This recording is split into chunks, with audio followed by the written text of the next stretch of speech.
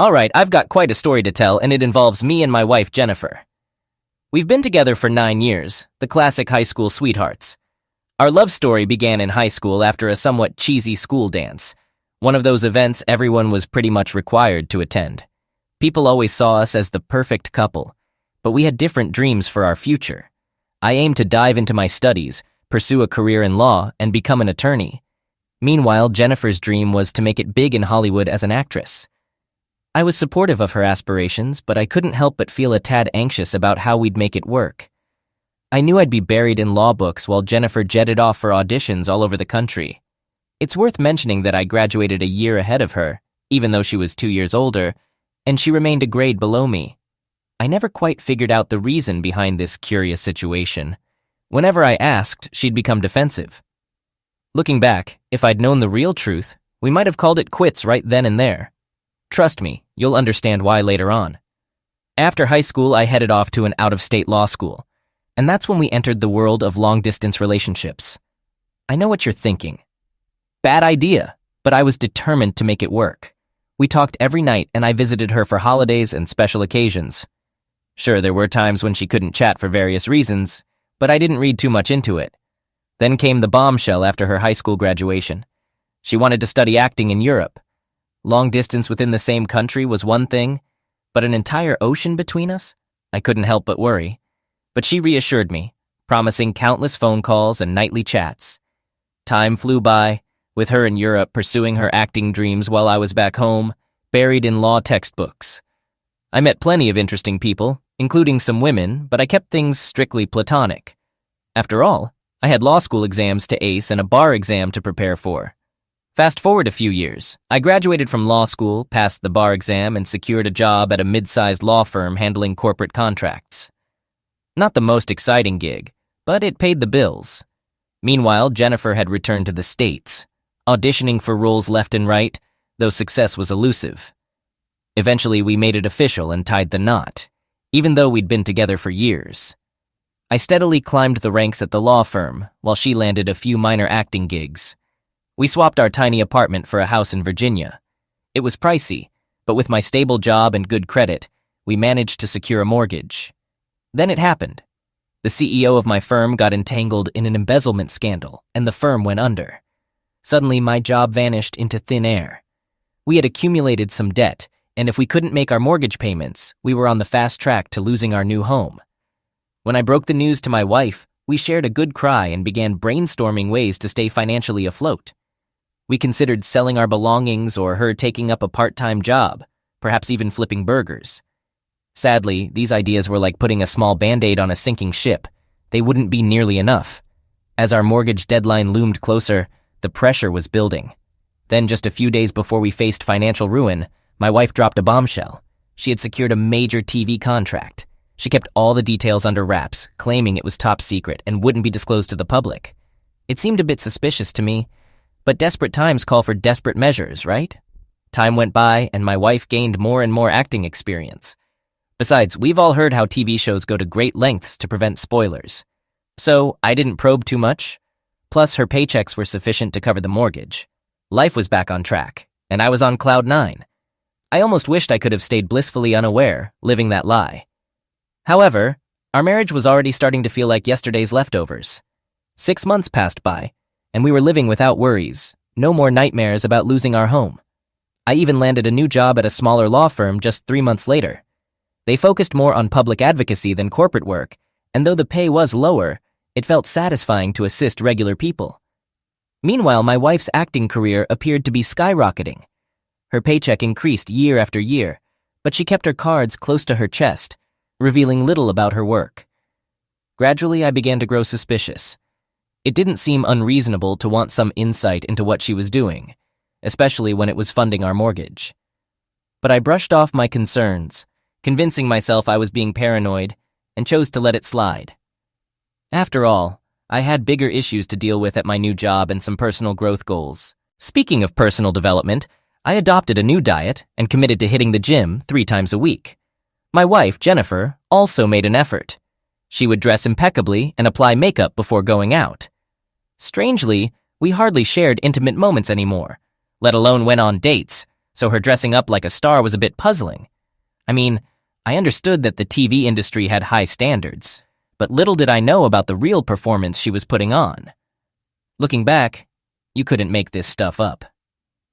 The plot thickened when, one day, an anonymous benefactor decided to spill the beans to me.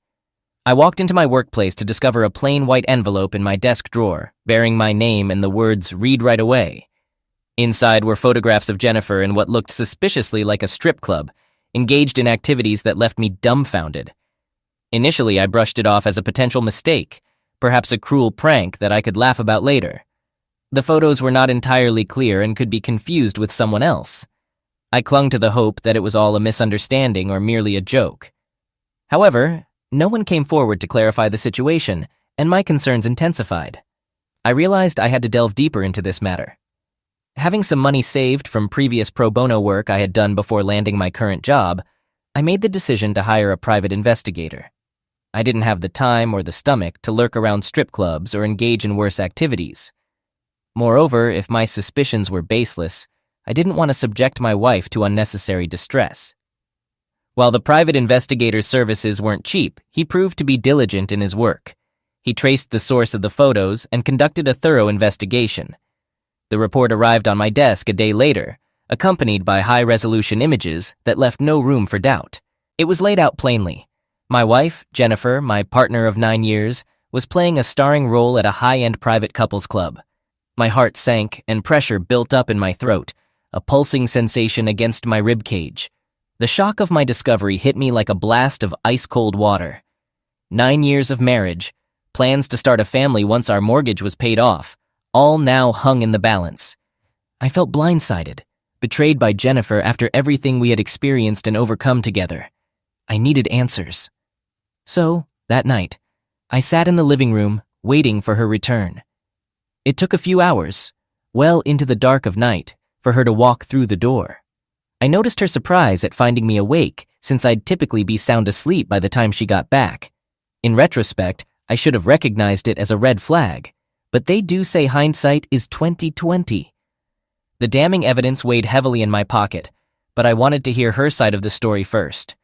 I asked her directly, "Why were you working at a private couples club?" She appeared taken aback, saying, "Babe, you must be confused. I don't work at any such place. Where is this coming from? What's making you jump to such conclusions?" Despite the rush of anger, I managed to stay composed and pressed her to tell the truth. Jennifer continued to deny everything and looked at me as if I were insane. That's when I presented the pictures. I spread them out, one by one, watching her closely. With each glance she took, the color seemed to drain from her face, and guilt oozed from her like heat from a furnace. Any lingering doubt I had about the photos belonging to her disappeared. However, instead of more lies or a defensive outburst, she broke down in tears. She claimed, "It was all for the mortgage, to save our home. It was for us. You must understand that I'm ashamed. Look at what I've become. I had to do this for us, but I couldn't tell you. I had to keep it hidden." But my betrayal radar was beeping louder than ever. I pointed out to her that her fear of disappointing me didn't give her the right to betray me. Her apology felt like a band-aid on a broken bone. She tried to justify that she never meant to hurt me and didn't want me to find out. Seriously? This excuse could never justify what she did. I then questioned her future plans. After all, I'd secured a new job a few months ago and she could have quit then. We could have managed the mortgage without her nighttime escapades. She appeared at a loss for words, and frankly, I didn't need to hear any more. Suddenly, everything began to click into place. The designer labels hanging on the coat racks, the expensive decor around our home, her $1,000 clothes. How could I have been so blind? The realization hit me like a punch in the gut. Jennifer was no longer the humble actress. She had become a highly paid symbol of sensuality. One last question lingered in the air. Did you enjoy it? The money, the fame, all of it. She remained silent, and the silence felt like an endless chasm to me. Finally, she asked, "What do you want me to do? Do you want me to quit?" At this point, I was fighting back tears. How could I trust her? We stood there in silence, like two statues in a crumbling monument of marriage, hoping for a miracle. My life felt like a cheesy joke. Then she broke the silence, pleading for a second chance and vowing to quit the next day. I wish I could have remained cold and kicked her out. I'm sorry to say this, but it's the truth. I should have refused. It would have been the right thing to do, and I came really close to doing it, but I couldn't bring myself to say the word divorce. It felt like I couldn't, given how intertwined our lives had become. Instead, I reluctantly agreed. I decided to give her a second chance. The following day, despite her objections, I went with her to the club to verify that she was truly quitting. There, I witnessed my wife confronting her boss. My fists clenched as I watched his smug expression. After this emotionally draining experience, we left the place together. I chose to take a week off from work to reconnect with my wife. We tried to relive our teenage days, reminiscing about the sweet nothings, the playful pranks, and the laughter. It felt nostalgic, and for a brief moment, I genuinely believed we could mend our relationship. It might sound strange, but my wife's former job at the private couples club had actually saved our house. It was a tough pill for me to swallow, given that I had always been the primary breadwinner. Nevertheless, she had quit, right in front of me, and we now had more time to spend together. Another week passed, and she began applying for new jobs. Around the same time, my law firm assigned me to handle $1 million lawsuit in Indiana. The prospect of going long distance again made me anxious. However, my wife's reassurances gave me the courage to accept the job. At the airport, we bid each other a passionate farewell, filled with promises, hugs, and kisses. As I departed, a mix of excitement for my new role and anxiety about trusting Jennifer once more overwhelmed me. So there I was, trying to trust my wife to remain faithful while I was away or decide to end our marriage. I chose to trust her, even though some might judge me for it. Nevertheless, just when things were starting to improve, Murphy's Law struck once more. The universe seemed determined to test me further. My weakness had been exposed, indicating that I wasn't yet prepared to be strong, and my life took an unexpected turn as a result. The initial weeks at my new job showed promise. I was defending troubled teenagers on the verge of juvenile detention, which was the fulfilling work I'd been searching for. Despite my busy schedule, I made it a point to call my wife every evening. However, after a few weeks, I noticed a change. There were times when she wasn't available, or she didn't answer my calls. She had her explanations, like job hunting and errands, which I accepted without question. Then, one day at work, I received a mysterious text message. It was from the anonymous person who had originally alerted me to Jennifer's secret life. The message stirred up a familiar sense of unease, and my heart began to race once more. I promptly responded and arranged a meeting at a local restaurant for the following Tuesday. The week leading up to the meeting felt like an eternity, but Tuesday eventually arrived. I finished work by 5 p.m. and drove to the restaurant. I arrived a bit early, ordered the first thing I saw on the menu, and settled into my seat. To be honest, I wasn't really interested in the food. My entire focus was on the mysterious guest who was about to disrupt my life once again. Around 6 p.m., an elegant woman entered the restaurant. Somehow, I instinctively knew she was the person I had been expecting. As she approached my table, she introduced herself. "I'm Nancy, and you must be Jessica's husband, right?" "Yes," I replied, my interest sparked. "How did you come into possession of those pictures?" She let out a heavy sigh before responding. "We both worked at the same club, but I quit last week." She paused, scrutinizing me carefully before continuing. "I should have spoken up earlier, but I was afraid of losing my job. Now that I've left that terrible place, I believe it's time for you to hear the whole story." A whirlwind of emotions overtook me: anxiety, anticipation, doubt. What was I about to discover about my wife? "Please continue," I urged, leaning forward with eagerness. Nancy exhaled and began. "Jessica and I were colleagues. We shared the same work schedule and often took our breaks together. I had been there for 3 years before she arrived. I helped her settle in, completely unaware that she was concealing her marital status. Whenever I asked her if this job was truly what she wanted, she always answered confidently with yes, and I took her at her word. At the outset, she would clock out promptly after her shift and head straight home. But over time, I noticed changes. She started spending more time with the customers and staff. Our club attracted many actors, and Jessica seemed to connect particularly well with them. She also began arriving at work in increasingly extravagant outfits. While this wasn't unusual for the job, Jessica was taking it to the next level. Nancy went on to recount how one night, Jessica invited her to a nightclub after their shift. They both ended up quite intoxicated, though Nancy drank less as she had work the next morning. Taking responsibility for Jessica's condition, Nancy booked an Uber and decided to ensure she got home safely. On our way back, Jessica inquired about why I worked at the club.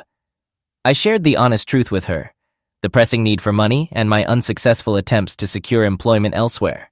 When I posed the same question to her, she initially claimed it was to cover her mortgage. However, she later confessed that she continued working there because she enjoyed the luxurious lifestyle the job provided. Nancy then revealed a colossal bombshell, surpassing all the revelations before. In her intoxicated state, Jessica slipped up and mentioned that I sounded like her husband. I was horrified. I surmised that you must have been unaware, so I took those covert photos to alert you. Using social media, I identified your workplace, placed the envelope in your cubicle, and hoped for the best. I was left in shock, replaying the night when I had confronted my wife. You began for us but continued for yourself, I had accused her. My gut instincts had been correct, and I regretted not trusting them. I regretted acting weak and gullible throughout this ordeal. Noticing my silence, Nancy patiently waited for my response. I expressed gratitude for her candor and disclosed my decision to initiate divorce proceedings. With that, Nancy exited the restaurant and my life. Yet, something still felt unsettling. As I prepared to file for divorce, a startling letter arrived, adding yet another blow. The hits just kept coming. Jessica had beaten me to the punch, leveling allegations of misusage, mistreatment, and even infidelity against me. The outlandish claims were accompanied by a photo of Nancy and me at the restaurant. It suddenly dawned on me. Jessica had been monitoring my activities. Despite being overwhelmed by anger and anxiety, I recognized the need to maintain composure. Despite the damning evidence and my wife's public defamation on social media, I knew these accusations were unfounded. My first step was to rehire the same private investigator. Equipped with a wealth of evidence against my deceptive wife, I was prepared to mount a defense.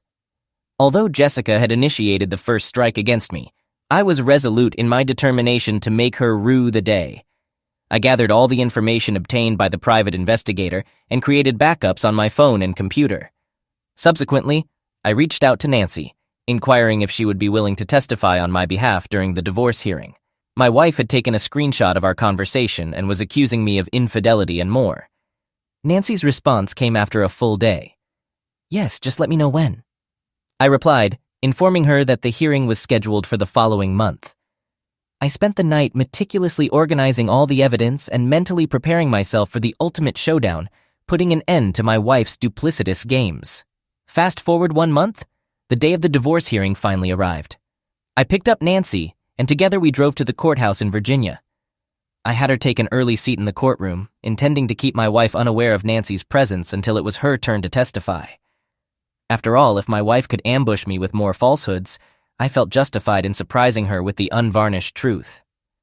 I also met with my attorney, who arrived 15 minutes after Nancy and me.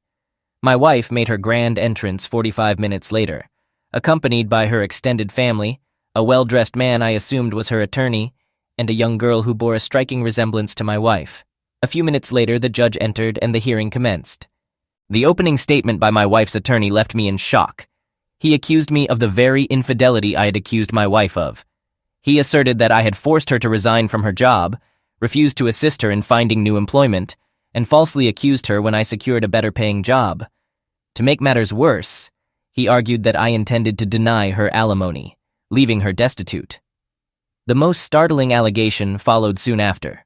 It was something I couldn't have concocted even in my wildest dreams. Allegedly, I was neglecting to provide any support for our supposed daughter who required financial assistance.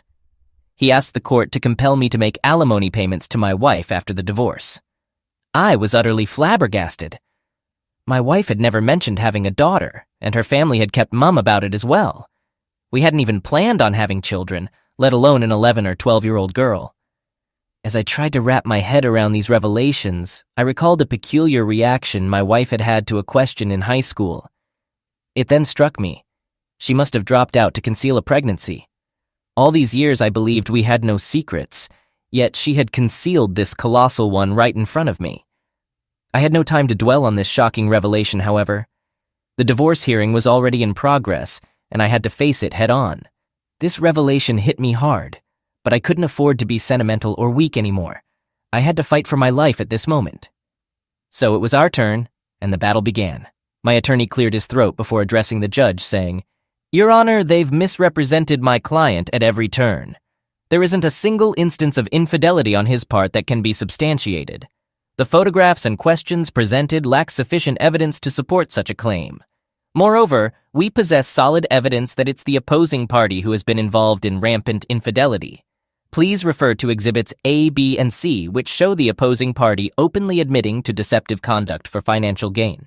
These actions do not reflect the character of a trustworthy individual, especially one who distorts our actions and those of my client. Additionally, we contest the assertion that the opposing party requires financial support. As Exhibit D demonstrates, she is currently employed and entirely capable of sustaining herself. Any contradictory claims are misleading. If opposing counsel disagrees, we challenge them to provide bank records to substantiate their case." My attorney took a pause before wrapping up, stating, "My client has been deceived and misled, and now he seeks to extricate himself from this web of falsehoods without suffering financial losses. We believe the court will see this as a reasonable request." The judge took a moment to deliberate, then proceeded to examine the evidence. The final exhibit, Exhibit D, had been meticulously gathered by my private investigator. It provided undeniable proof that my wife was still gainfully employed, and as the courtroom viewed the evidence, her face visibly lost color. The photographs clearly depicted her working at a private couples club just a week prior, adorned in luxurious clothing and jewelry. Her attorney seemed bewildered while her family appeared astonished. I couldn't help but feel a sense of triumph as her elaborate scheme unraveled before everyone's eyes. Throughout this entire ordeal, I had borne the brunt of the blows, and they just kept coming. Granted, I shared the responsibility when I granted her a second chance and chose the path of weakness, but now I had no remorse, and it was my turn to counterattack. Then came the ultimate bombshell when my attorney summoned Nancy to the witness stand. As Nancy stood up, my wife turned even paler, and I couldn't contain my satisfaction. Under my attorney's questioning, Nancy verified her identity, acknowledged her previous employment at the same club as Jennifer, my dear wife, and shared her observations about her. Nancy revealed how Jennifer flaunted her wealth and confessed to deceiving her husband while inebriated. When my attorney questioned Nancy about a photograph featuring both her and me, she clarified that she had approached me to disclose Jennifer's infidelity and had no reason to be afraid since she had resigned from her job at the club. She emphasized that the photograph didn't serve as evidence of any wrongdoing on my part, and to solidify this, she provided an audio recording of our conversation. As the recording played, my wife's expression soured further. She must have assumed I hadn't recorded anything, and without it, I might have fallen victim to her deception. However, the unfiltered truth was now exposed for everyone to hear, leaving her with no defense. After the recording was submitted as evidence, the judge turned to my wife and her attorney with a stern demeanor. "Both parties have presented their cases and arguments concerning alimony. If there are any additional statements you wish to make, please do so before I deliver my verdict." I anticipated an emotional outburst from my wife, but she remained silent, her face buried in her hands. Even her family and her attorney regarded her with disappointment and disdain. The courtroom descended into silence before the judge addressed us once more. "In regards to alimony, I find that the plaintiff lacks valid grounds to request financial support. The divorce petition is approved." And just like that, I was officially divorced and a free man. I walked out of that courtroom, grinning like a kid who had just swiped the last piece of candy from the store. I never spoke to or saw Jennifer again. The moment had a bittersweet quality. Well, who am I kidding? It was mostly sweet. The only bitter aspect was the realization of how much time I had invested in a person like her. And as for my private investigator, he was my savior. He unearthed me from an avalanche of lies and deception, safeguarding more than just my finances. If there were a Nobel Prize for rescuing unsuspecting husbands, he'd be the recipient. This one's for him. Thank you for listening. I decided to surprise her by showing up at her house in the evening. It was sunset, so the house was quite dark when I entered through the garage. As I walked in, most of the lights were off, but I noticed a faint glow coming from the cracks around her bedroom door down the hall. As I approached, I could hear what was happening inside. Curiosity got the better of me, and I discreetly peeked through the door crack, only to witness her engaging in BJ with another guy.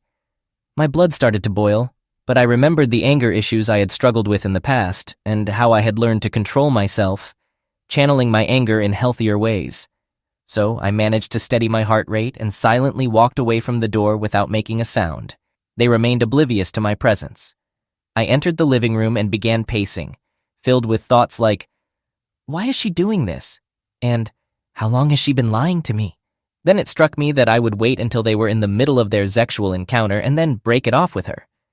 I knew her sexual routine was somewhat predictable, so I expected it would be a while before they got to that point. With that in mind, I headed to the kitchen, which was on the opposite side of the house, ensuring they wouldn't hear any noise I made unless I deliberately wanted them to. After the rush of adrenaline, anger, and thoughts swirling in my head, my stomach started to growl. I hadn't eaten because I had planned to have dinner and watch a movie with her. I glanced into the fridge, but the thought of food made me feel queasy. Old habits, however, die hard, so I checked the pantry. Spotting a box of popcorn, I thought, why not?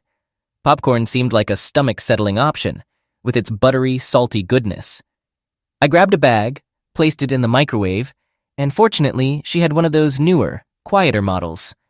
The only loud part was the latch on the door, so I carefully opened it to avoid making a noise. I cooked the popcorn, shook the bag, added some white cheddar seasoning, and shook it some more. Finally, I poured it into a bowl and continued to shake it a bit. I paused for a moment to listen for any sounds coming from her room, and sure enough, they hadn't stopped their activities, so they remained oblivious to my presence. About a minute later, I walked into the living room, grabbed a few bites of popcorn, and then I heard the awaited sound of the bed squeaking, indicating a shift in weight toward the center of the bed. It was clear someone was riding the other person, and then it hit me. Perfect, I thought.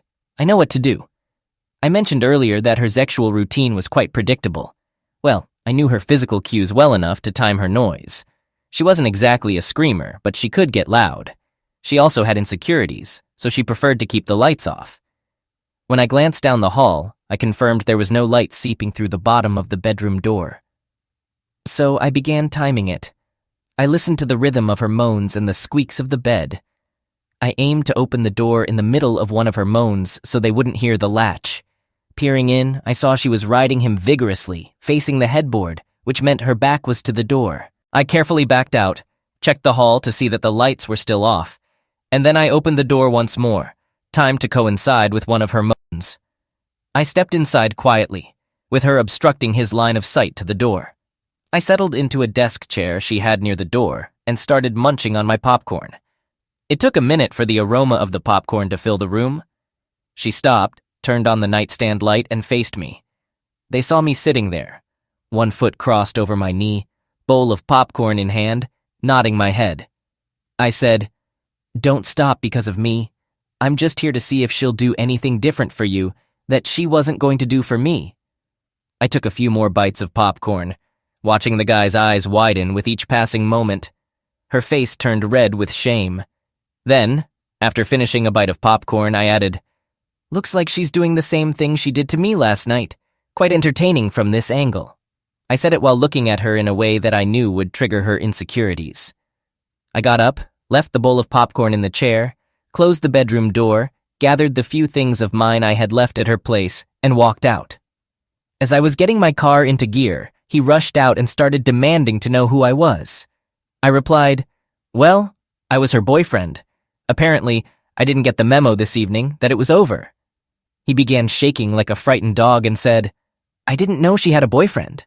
"Yeah, it seems she's not honest about things," I remarked, while covering my mouth as if to hide a sore.